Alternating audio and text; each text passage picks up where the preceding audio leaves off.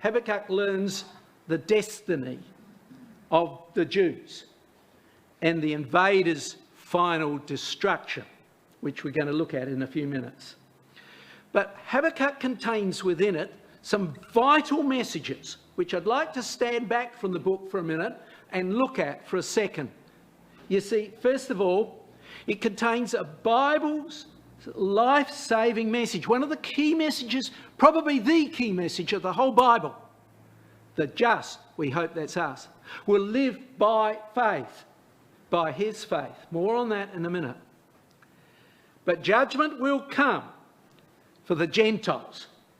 Habakkuk chapter 1 verse 6 says, I will raise up the Chaldeans. Verse 5 of that same chapter is quoted in Acts 13 verse 41, and we'll look at that later, concerning the Romans in AD 70. And Habakkuk chapter 3 verse 6 appears to be alluding to the battle when the Russians come down and execute Armageddon. So here we are at critical, dangerous times, and we've got this life-saving message which will have a worldwide consequence. Habakkuk chapter 2 verse 14. For the earth shall be filled with the knowledge of the glory of the Lord as the waters cover the sea. That's going to be the conclusion. But even more wonderful for us, brethren and sisters, is this.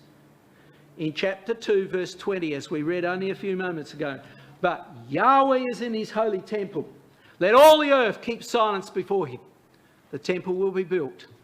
And God willing, we will be part of that setup that shall be established in that day and have a glorious result. And so there's the overreaching message, particularly of chapters 1 and 2. All right? But let's come back to chapter 1 and think about, first of all, very briefly, a little of the background that we looked at last time. Last class, we learned of the collapse of Judah because of their apostasy. They'd gone away from what Josiah had done. And here, his sons, Jehoahaz, Jehoiakim, Jehoiachim. Jehoiakim probably, at that time, was ruling. And they'd gone back. Utterly shocking.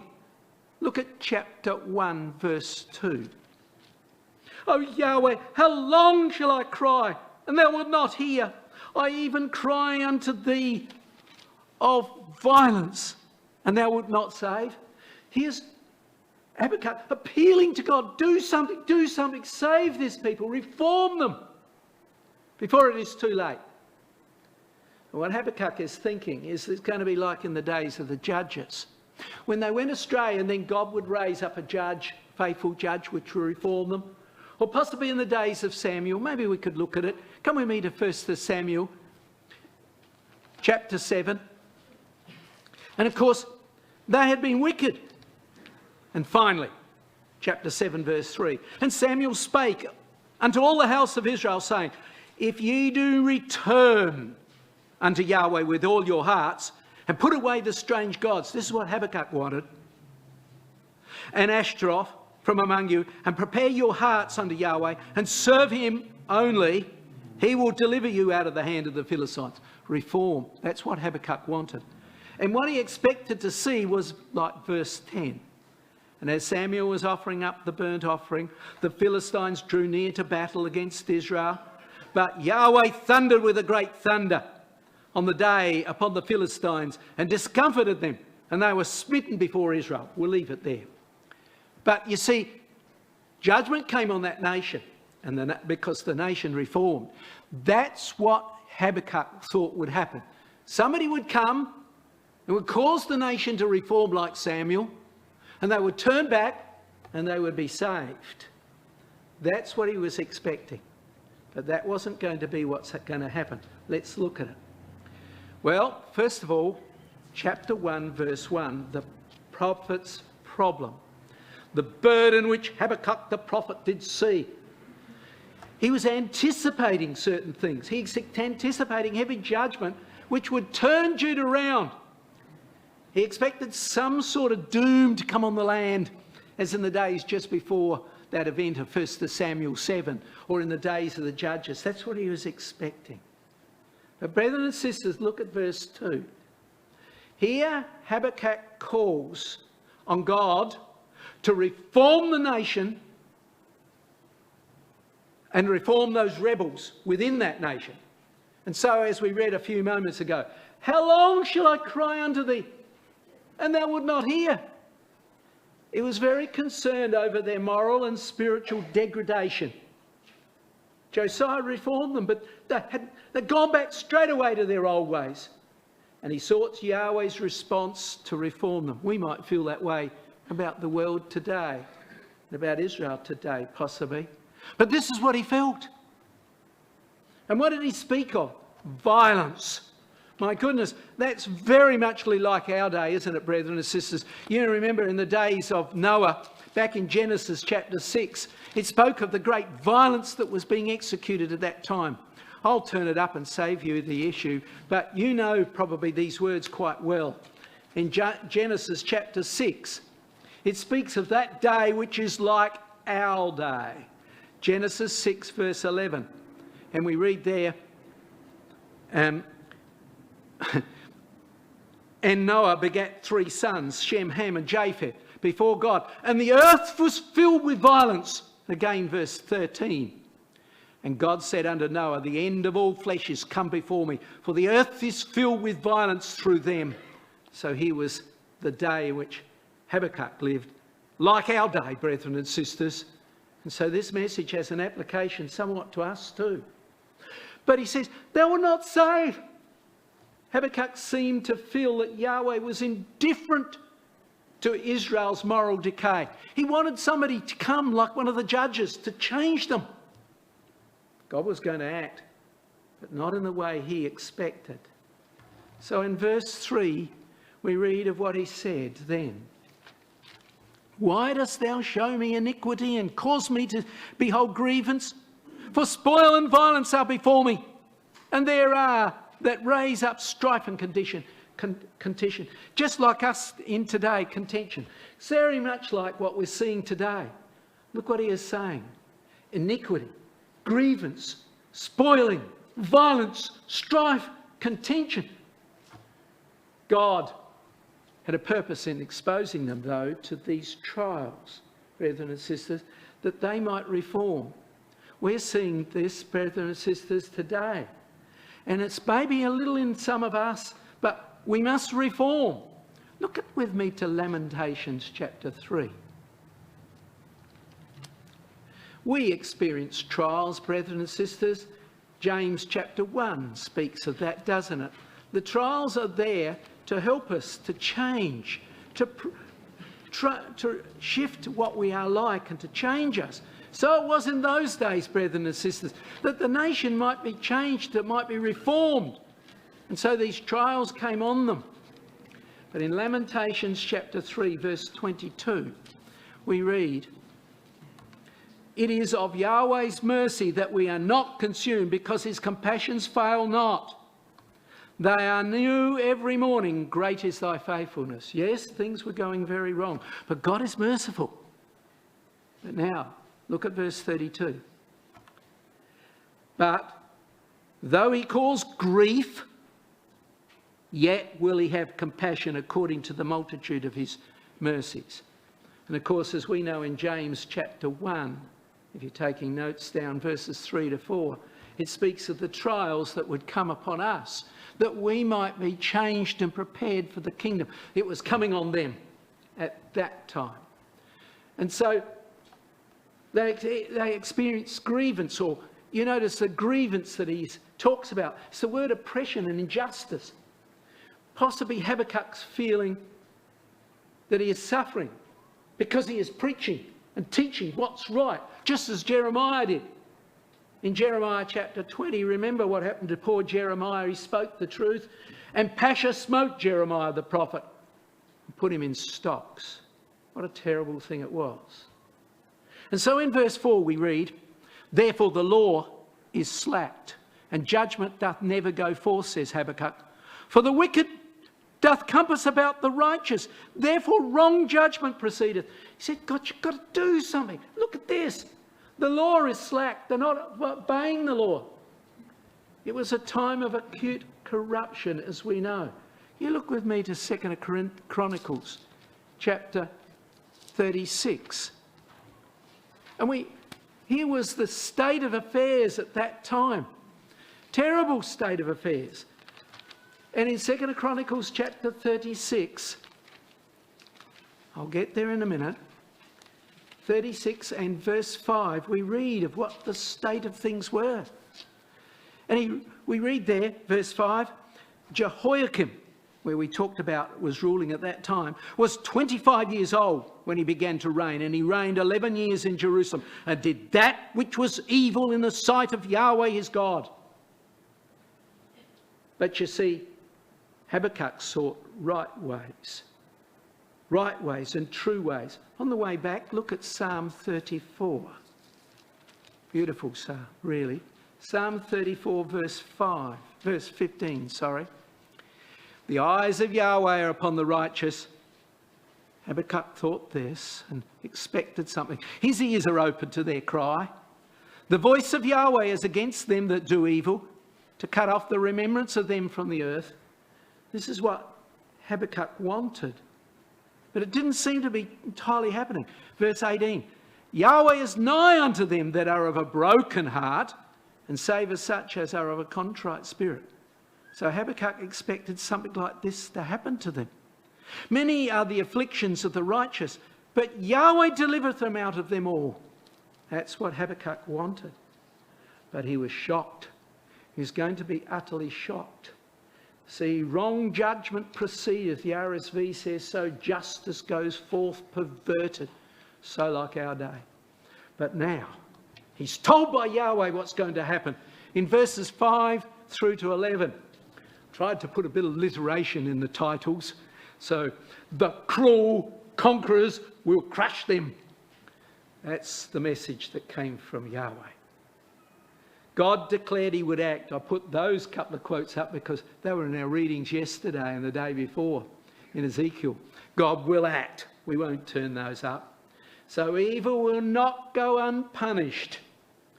Habakkuk thought God was not listening, but now he's shown that God would act. Oh, but not in the way he was thinking. Verse 5. Behold ye among the heathen, and regard and wonder marvellously. For I will work a work in your days which ye will not believe, though it be told you. Something's going to shock you, Habakkuk. You will not believe it. For I will work in your days an absolute staggering event. Verse 6. For lo, I raise up the Chaldeans. So God was going to raise up the Chaldeans, as our map shows, and bring them into the land. They were going to be invaded. But you know, verse 5 is quoted in Acts chapter 13, verse 41. Maybe we could turn that up. Acts chapter 13, verse 41. And the context of that relates to AD 70. So Acts chapter 13, verse 41. And here's that verse we just read. Behold, ye despisers, and wonder and perish. For I will work a work in your days, says Paul, quoting this, a work which you shall in no wise believe, though a man declare it. When the Jews were gone out of the synagogue, the Gentiles besought that these words might be preached to them the next Sabbath, and so on. And it was the events of AD 70 when the Romans came into that land.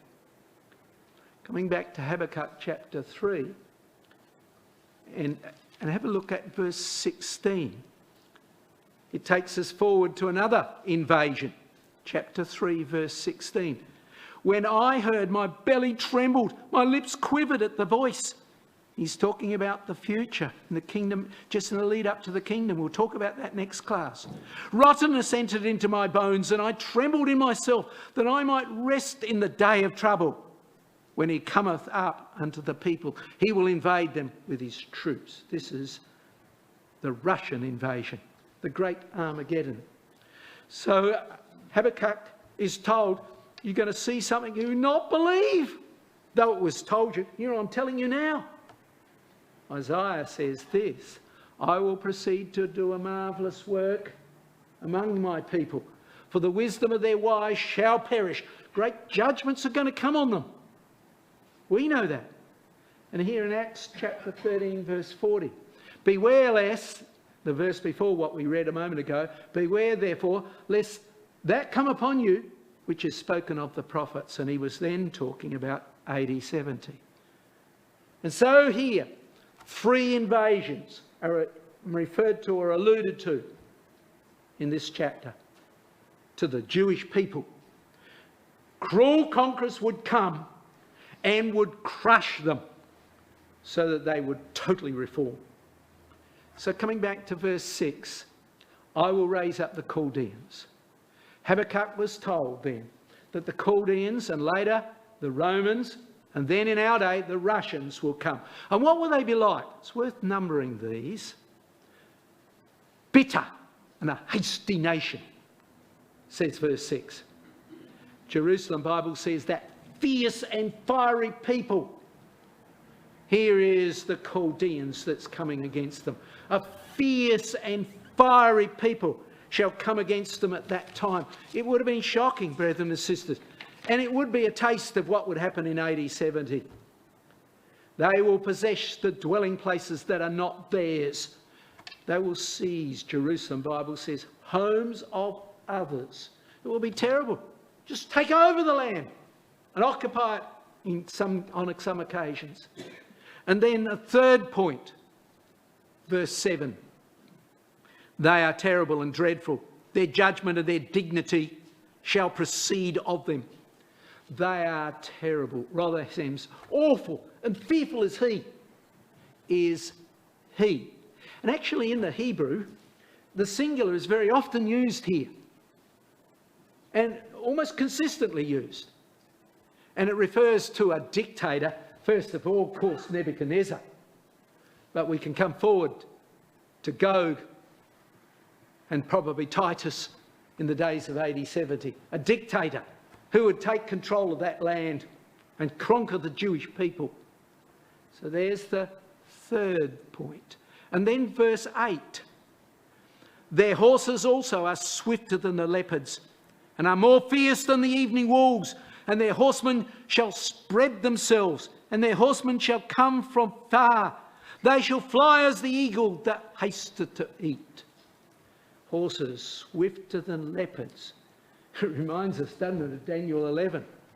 When the Gogian comes into the land, the king of the north shall come like a whirlwind, with chariots and with horsemen. And they will fly as the eagle. That's a sighting. Citing from Deuteronomy chapter 28, verse 49, as swift as an eagle, and relates, of course, leading up to AD 70. So you can see all those 3 invasions are being alluded to. But the points that he's referring to haven't stopped. Then in verse 9, he's got the 5th point. They shall come all for violence. Their faces shall sup up as the east wind, and they shall gather the captivity as the sand. They shall come for violence. Jerusalem Bible says they will come for plunder of all of them. Babylon sought Jerusalem's desolation and destruction. We read that verse. The next verse states in 2 Chronicles, we won't turn to it, verse 36, verse 19, they will burn all the palaces thereof with fire. We know that. Jerusalem was decimated, didn't it, by the Babylonians ultimately.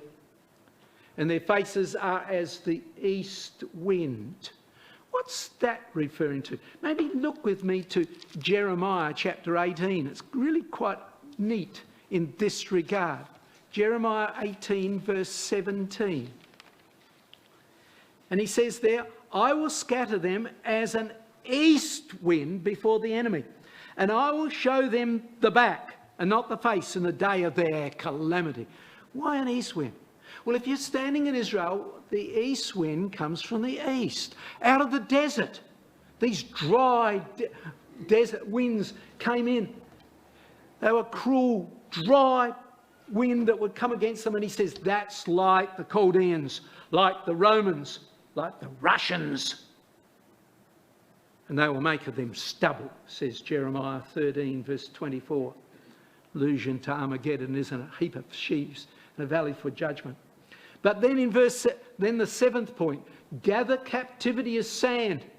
Jerusalem, Bible says, is like if you've got a spade and went down to a sand pit, picked up the sand, you capture captors so easily. They scoop up prisoners like sand and take them back into Babylon. Oh, what a cruel judgments were going to come. Then the 8th point, verse 10. And he says there in verse 10, and they shall scoff at kings, and the princes shall be a scorn unto them. They shall deride every stronghold, for they shall heap dust and shall take it. They shall deride every stronghold and heap dust. Jerusalem Bible says, make light of all the fortresses. They no problem to them. Any fortress, they just conquer it in a moment. How? They heap up earth. They'll make earthen ramps outside of those cities, just like they did with, Jerusalem.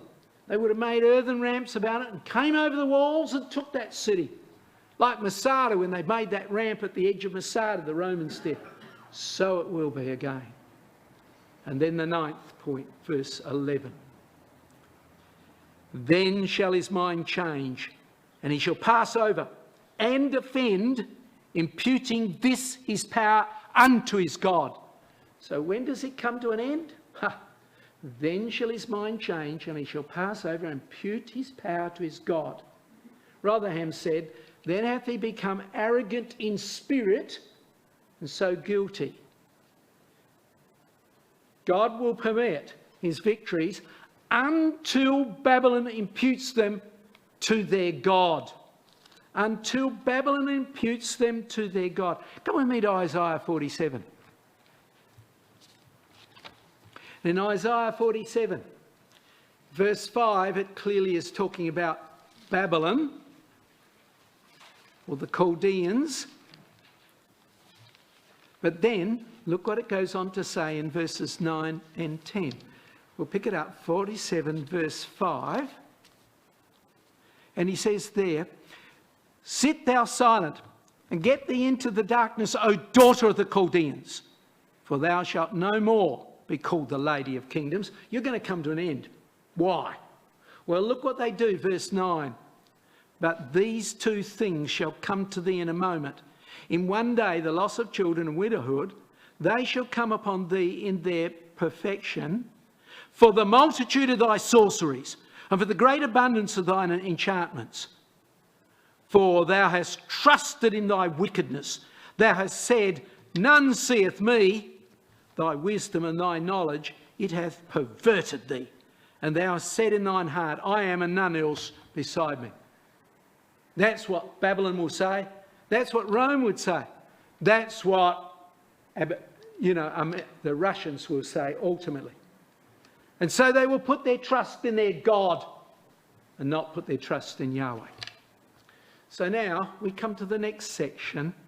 Should corrupt Gentile powers prevail, says Habakkuk. Habakkuk's now problemed by this. He's saying to himself, what are we going to do? Should this keep going like this? This is not right.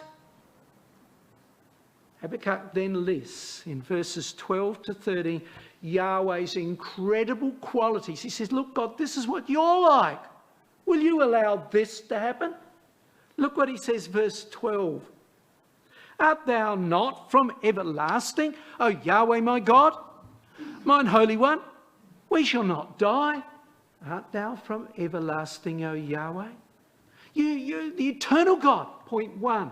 Point 2, mine Holy One, you're holy. We shouldn't die, we're the Jews. O Yahweh, thou hast ordained them to judgment, sure, but not to complete annihilation that seems to be implied. Thou art a mighty God. The Hebrew there is zer, like a rock. So he's saying, you just establish them for correction. Surely that's all we need. And then in verse 13, he continues to list for us those qualities of Yahweh. Verse 5, the 5th one, verse 13.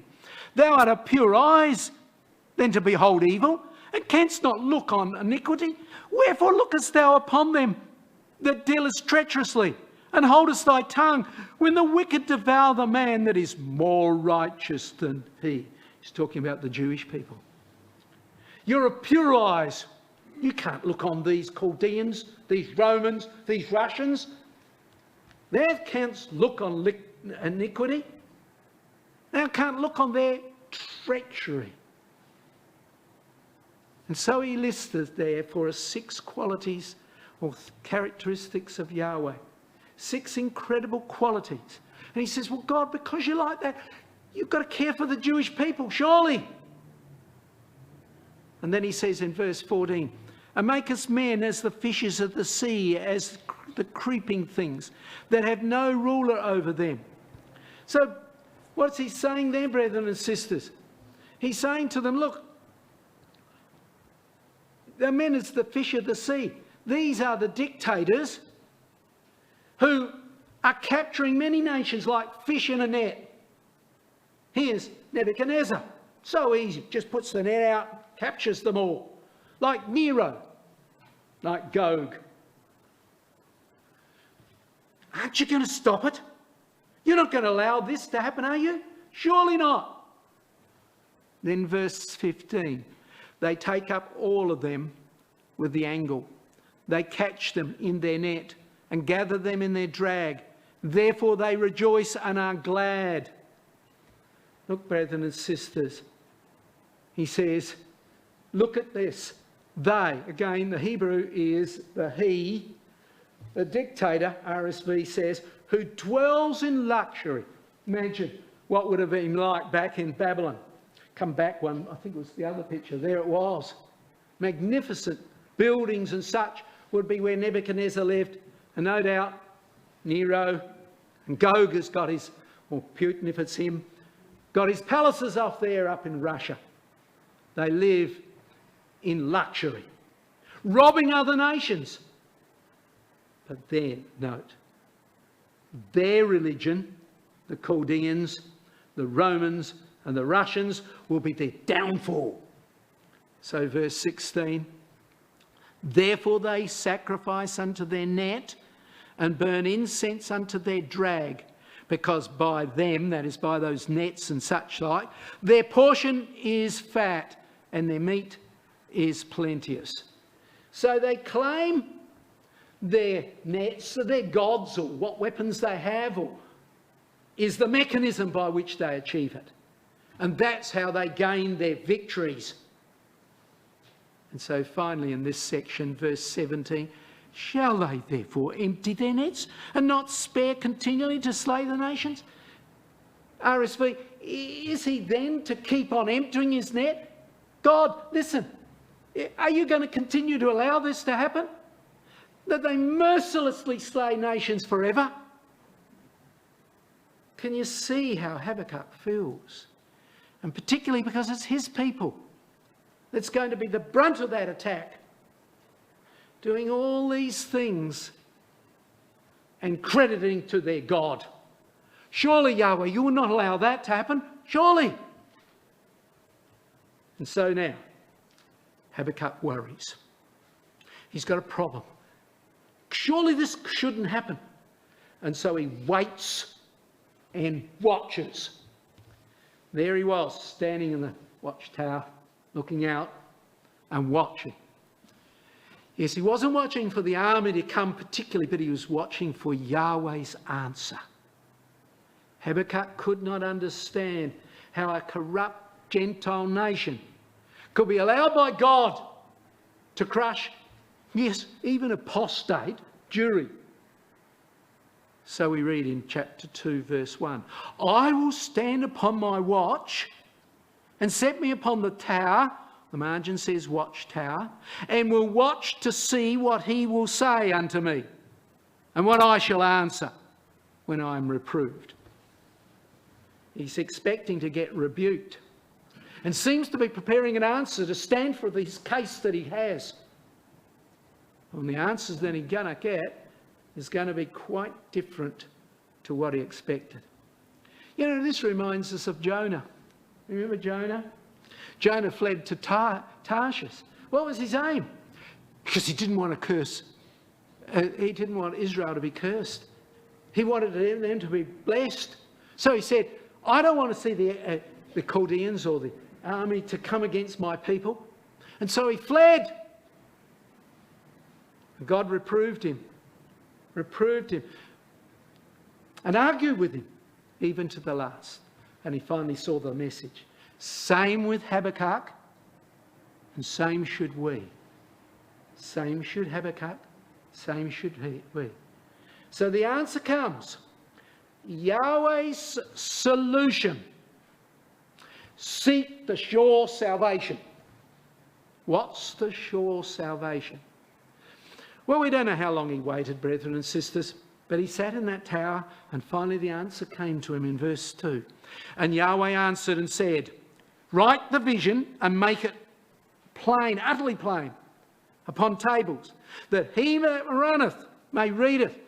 Look, I want you to get this message, Habakkuk, and let everybody know. And it becomes one of the key messages of the whole New Testament. It's made so that even the herald may run with it. So the person running can understand it, and he runs to let others know. It's vital to all people. So clearly the message is not just for Habakkuk, it's vital for us and all people in all ages. And so he says, verse 2, and Yahweh answered me and said, write the vision and make it plain upon tables, that he may run that readeth it. For the vision is yet for an appointed time. But at the end it shall speak and not lie, though it tarry. Wait for it, because it will surely come. It will not tarry. So he says at the end, salvation will come. It will come to the Jewish people and to the ecclesia, to the Jewish people who reform, through Christ's return. Wait for it. Septuagint says, though he should tarry, wait for him, for he will surely come and will not tarry. That's what we're hoping for, isn't it? Hoping for it any day now. So we see the gravity of what's going on. But in those days, it came in the form, first of all, 40 years later on, in Cyrus. If you like to come with me to Isaiah chapter 40, there's no shadow of a doubt that this event that is verse chapter 44 is a type of Christ, the coming of Christ. Look at Isaiah 44, verses 25 to the next chapter. And he says, that saith of Cyrus, he is my shepherd and shall perform all my pleasures, even saying to Jerusalem, thou shalt be built, and to the temple thy foundation shall be laid. And of course it was in the days of Nehemiah. But look what it goes on to say. Thus saith Yahweh to his anointed Messiah, to Christ, whose right hand I have holden, to subdue nations before him. And I will loose the loins of kings, and I will open before him the two-leaved gates, and the gates shall not be shut. So there's the language also of Christ's coming. But of course it was what Cyrus did as he marched up the dry river Euphrates into that city. As Russia will do, he will march up that dry river Euphrates, but Christ will come at that time. Well, our time's running away from us, so we won't look at the other quotes, but 40 years later, AD 70. 40 years later than Christ would come the battle in AD 70. And Christ will surely come in our day. The time is short. Well, what is the sure way of salvation then? Well, critically, verse 4. And this is worth underlining if you haven't got it underlined, brethren and sisters. Behold, his soul which is lifted up is not upright in him, and the just shall live by his faith. You know, that's very, very potent, brethren and sisters. The only way to salvation is through faith. But more on that in a second. This is picked up in 3 cases, and we'll look at these a little later. In Romans chapter 1, verse 17, Galatians 3, verse 12, and Habakkuk chapter 10, verse 38. But notice there's 2 ways to read this, and both are right. Note, his faith is not quoted in the New Testament, well, in the epistles. His faith refers to Christ's faith. What did Christ have to do? He lived a perfect life, brethren and sisters. He never failed. He was utterly perfect and he died, the consequence of flesh. And God in his utter righteousness raised him from the dead. There was an example of one who was utterly faithful in all his ways, and he gained life, and life eternal. And the door was opened that we might be saved. And so in the New Testament, it's repeatedly quoted in those quotes we've got up there, without the word his faith. There in the epistles, Christ has already risen. He's already at God's right hand. The door has been opened through him, the means whereby we might be saved, if we are the just who live by faith. So we must be warned. The soul that lifted up is not upright in himself. We must not be proud. We must not be filled by the fleshly ways. But brethren and sisters, if we walk in humility and follow the ways of the just, then follow the way of faith, we shall live, brethren and sisters. That's the ultimate result. So, how can we be saved and enter Christ's kingdom? We're talking now more of the New Testament. That's why I got it on white. Habakkuk is cited in the New Testament, showing that salvation isn't by being a Jew, but by faith. Galatians, we won't turn it up. Received ye the Spirit by the works of the law or by the hearing of faith? And verse 11. But no man is justified by the law. Listen, Jews. In the sight of God it is evident. For the just shall live by faith. That's the issue. And that's what we must be following. And so the New Testament brings that point up repeatedly. There are those three quotes. And there's three emphases there. We haven't time to look at them. But in Galatians chapter 3 verse 11, the just shall live by faith. Hebrews chapter 10, the just shall live by faith. And Romans chapter 1 verse 16 to 17, the just shall live by faith. What's faith? It comes by hearing the word of God and putting it into action, living it. That's what we've got to do, live it. And we will be deemed, therefore, to be just. That's what we must do. And it's a key message of probably the whole New Testament. Brethren and sisters, let's apply those principles in our life. But the Chaldeans and the Romans and the Russians will be punished. Yes, Habakkuk, I'm seeing what's going on. I won't let them continue. I will act and they will be punished. Look with me at verse 5. Yea, also because he transgresseth by wine, he is a proud man, neither keepeth at home, who enlargeth his desire as hell, and is as death, and cannot be satisfied, but gathereth unto him all nations, and heapeth unto him all people. Excuse me for a moment.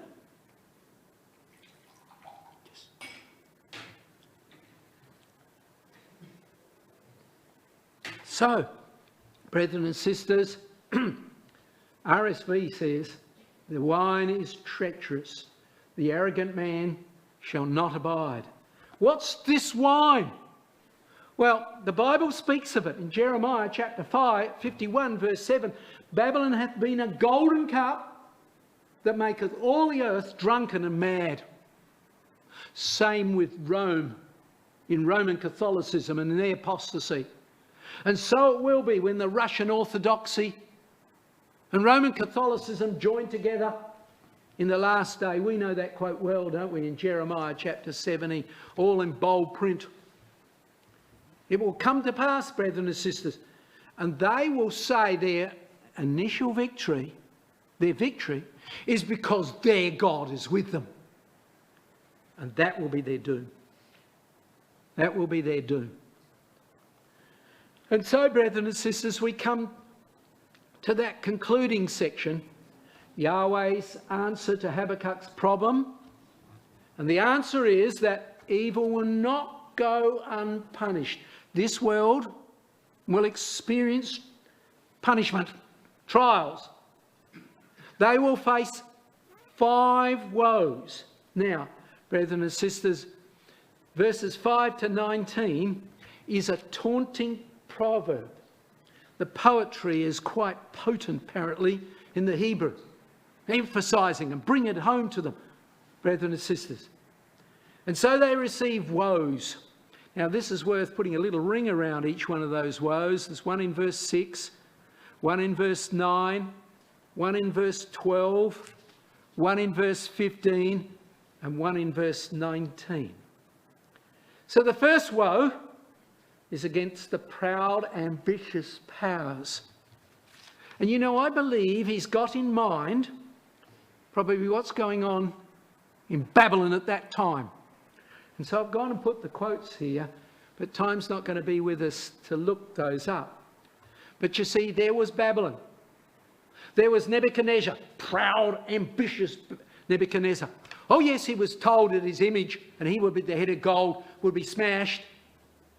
But what did he do? In the next chapter, chapter 3, he built a golden image, all gold. Proud, ambitious. I will achieve total domination. Then let's read verses 9 to 11. Woe to him that coveteth an evil covetousness to his house, that he may set his nest on high, that he may be delivered from the power of evil. Thou hast consulted shame to thy house by cutting off many people, and hast sinned against thy soul. For the stone shall cry out of the wall, and the beam out of the timber shall answer it. And so he talks of their wicked, belligerent army, their military power. And he says, but we warned, a stone will strike. And Nebuchadnezzar, Rome, Russia, you'll tumble. And then in verses 12 to 14, woe to him that buildeth a town with blood, and establisheth a city by iniquity. Behold, is it not of Yahweh of hosts that the people shall labour in the very fire? And the people shall weary themselves for very vanity. For the earth shall be filled with the knowledge of the glory of the Lord, as the waters cover the sea. And I think he's making a little bit of an allusion of what took place. You know, Nebuchadnezzar was bloodthirsty. What happened to poor Daniel and Shadrach and Meshach and Abednego when they were cast into that fiery furnace? They were saved. You see, he may feel that he's bloodthirsty and he's wicked, conqueror, but God can save. God can save, and they will be saved out of it. And then verses 15 to 18. Woe unto him that giveth his neighbour drink. We know what that is. That putteth thy bottle to him, and maketh him drunk. Also thou mayest look on their nakedness. So here's the polluted, apostate teaching. Thou art filled with shame for glory. Drink thou also, and thy foreskin shall be uncovered. The cup of Yahweh's right hand shall be turned unto thee, and shamefully spewing shall be on thy glory.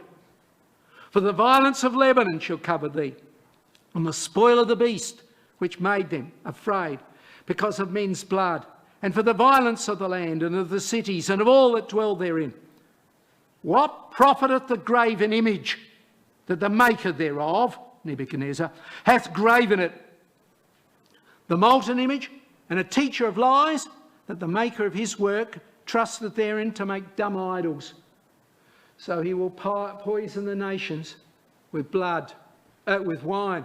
Remember in Belteshazzar, there they were having a feast in Daniel chapter 5. At the end of that chapter, the city's fallen. They were having a feast, drinking wine. And at the end of that chapter, it's all over. And so finally, verse 5. to those who exploit false religion. Woe unto him that saith to the wood, awake, and to the dumb stone, arise, it shall teach. Behold, it is laid over with gold and silver, and there is no breath at all in the midst of it. There's an idol. There's no strength in that.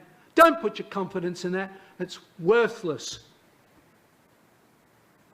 And so, of course, Nebuchadnezzar exploited false religion. But brethren and sisters, look at the conclusion.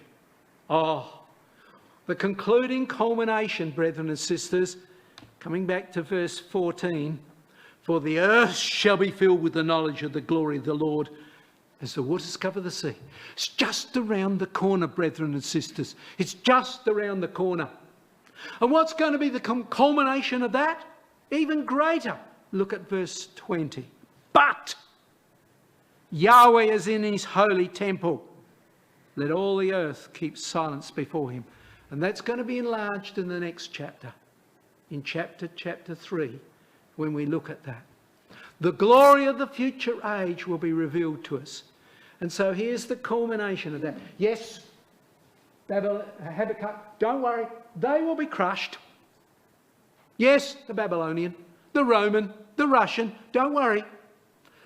But, brethren and sisters, and Habakkuk, the earth will be filled with the knowledge of the glory of the Lord. All will hear this and finally repent. And the result will be, there will be saints in his holy temple with the Lord Jesus Christ. God willing, that's us. But what's the answer? Very simply. Brethren and sisters, thou shalt live in faith. The just, that's we pray us, shall live in faith. So that's what we must do. So coming back to our chapter, the simple breakdown of that chapter is the prophet's problem. He could see the iniquity of Israel. It needed a reformation. He wanted a much more gentle reformation. Habakkuk called for a reform to the rebels, maybe like in the days of the judges or Samuel, a more gentle reformation. But God says, I will send cruel conquerors who will crush them. And it will. It has in the times past and it will do so again. But Habakkuk shocked. Should corrupt Gentile powers prevail? It doesn't seem right. I'm a Jew. So Habakkuk worries and he waits and he watches. And Yahweh's solution comes, which we've heard and they've heard. The just shall live firstly by his faith. The just shall live by faith. Let's follow in the example of Christ. The door has been opened by him. Yahweh has lifted him to the heavens and lifted the possibility of removing that curse. It's open to us. There's Yahweh's answer to Habakkuk's problem and for ours. But those foolish Gentiles who continue in the way of the world, they're doomed. 5 woes shall come upon them. But the final conclusion, brethren and sisters, is wonderful. Let us follow the ways, that beautiful way that is outlined for us repeatedly in the New Testament. The just shall live by faith. Strengthen your faith, brethren and sisters, and live motivated by that, and we will be together in the kingdom age. Thank you.